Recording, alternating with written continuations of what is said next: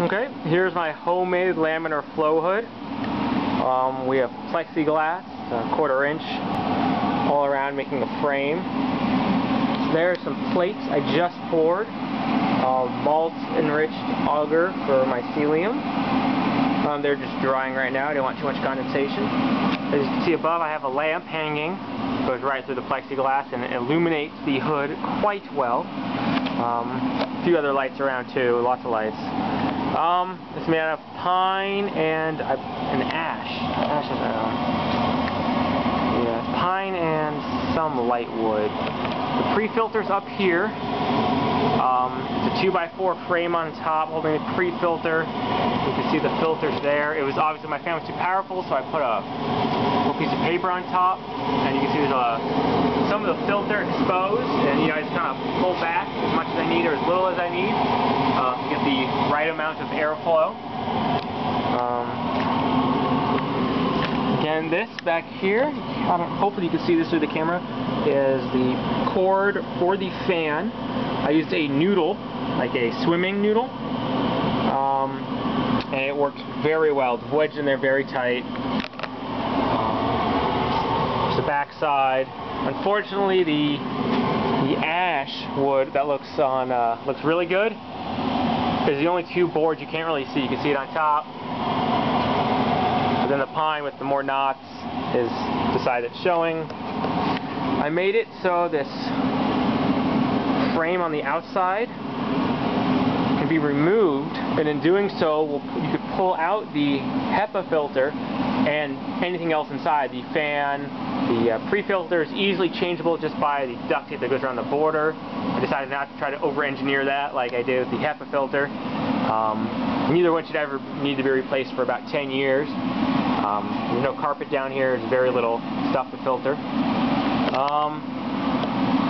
Got a little shelf under the HEPA filter. This is an old router table I built a long time ago. It got used once, and now it's holding my laminar flow hood. It's got a shelf down there, got some boxes. I use the cloth gloves, the cotton gloves, because the auger is very hot when I pour it. I don't like to give it a chance to harden up. That just makes me angry. Got some plates. There's a box full of scalpel, more plates, gloves, alcohol lamp, alcohol. I also did some master cultures, or master slants as they're also known, except mine are not slanted. They're just solidifying right now. Let's see. There's the awesome old 70s lamp. There's 3 bulbs. It lights up everything quite well. This is the growing area.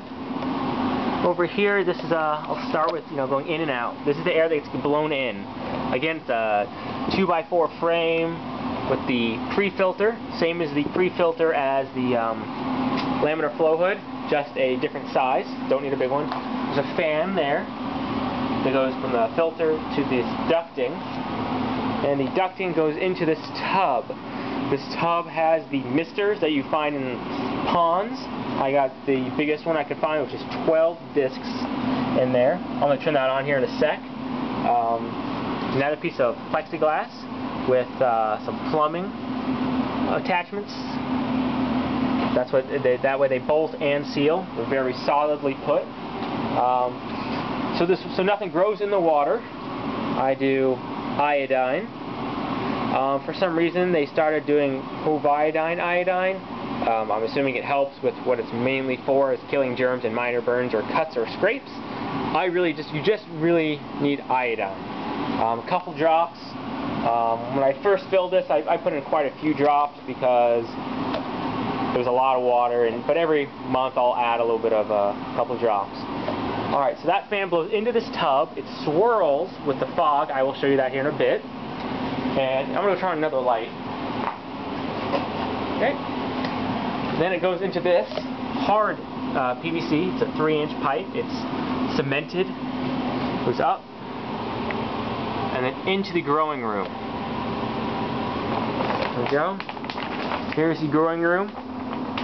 It is covered in panda film. Here, I'll show you what that looks like. Panda film, always like a panda when it's white. One side is black. This is so light cannot penetrate. And back here, there's actually insulation and a frame going all around the outside of this room against the cement or concrete frame of the house. There's also a false floor full of insulation. And then obviously the Panda film is also watertight to help with humidity. There's the intake to the room. I also have a window there. It's a basement window, and then I duct tape and sealed just a semi-clear sheet of plastic.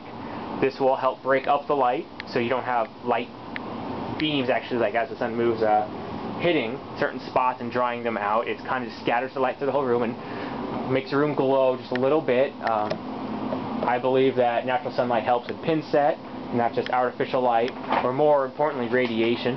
But the sun is an excellent source of radiation and is free. Then we go oh yeah, and then here's the exhaust. So as the fog goes into this room, in through there, I'll probably add a pipe that sticks out a little more with a lot of holes, so it helps evenly distribute the humidified air, or the fog. And then as it falls, as the fog will, to the ground that I'm pointing at, it goes into the exhaust, which is actually on. See if I can show this to you. As you can see, as I move the paper, let's try this. Definitely gets sucked in.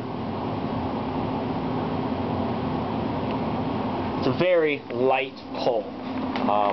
Don't need a tremendous amount of CFM for that small of a room. It will do just fine. Here I'm going to plug in this fogger now.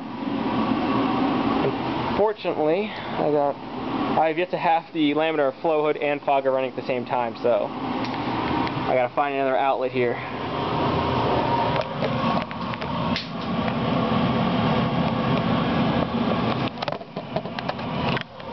Okay, it is on. There's no on-off switch. I plugged it in. It is running. There we go. You can see it filling with fog. That red light is just to know that it's on. Oh, and here's the exhaust fan while we're waiting for that to fill with fog for a sec. Just inducting, like there's the exit for the exhaust there. There's the fan, inline fan, and it goes up and across, and it exits. And again, I used plexiglass with sealed caulking, and I just open the window a little bit, plug the sheet in, cut it to size, and close the window on it. And again, that pipe fitting in the plumbing section of Home Depot worked quite well. It allows me to put caulking on it because it has a flat surface, and then comes out to a 3-inch flange. And it's also, I can put bolts through it because caulking by itself is just not a very solid fit. A little bit of hanging straps to help hold that. Eventually, I will put a clear plastic cover on the outside of the window. Those are easily able to get. Alright, this thing is filled with fog, and you really don't have to wait. But I'm going to turn on the fan here. It is adjustable with the rheostat I soldered in line. But we're just going to go full power here. Alright, it is on. And I don't know if you can see with the camera, some of the fog is coming out the sides. I just put a little bit of weight on that. I'll put a brick or two on top of this plexiglass, and I'll help push against this black gasket you see. But right now, it is blowing a lot of fog into this room. Hopefully this camera will show it. There's not much light in here. That is just a lot of fog. Easily fill this room in about 20 seconds. It will be hard to see across the room. My hand, I could feel the moisture, but it's a dry moisture. My hand is not getting wet, but I could just feel it. Exactly what I wanted. It shoots out into the room very well. Back here, I'm going to zip it closed and see how well my exhaust works. I might not need to add that extra tube to help distribute the fog. It just fills it so fast. Yeah, here I'm going to step back, see how it just shoots it right out into the room. It doesn't start falling until right around here, which is the back of the wall. So, yeah, it's definitely a much powerful intake than exhaust. It helps push stuff out of the room so contamination does not get blown in. Air is constantly being pushed out, even with the exhaust fan going. Because the humidification is so strong, I bought such a large 12-disc fogger in that tank. I'm actually going to have to turn it on and off every so often with some timers. And but the exhaust will constantly go because it goes to the outside.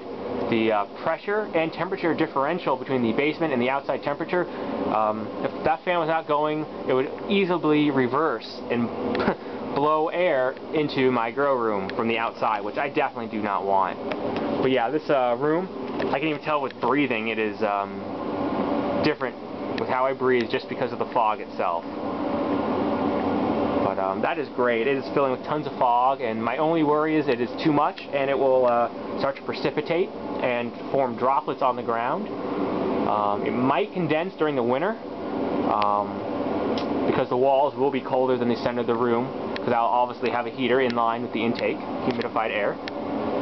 I do believe that is it for now. I'm going to go cover my plates.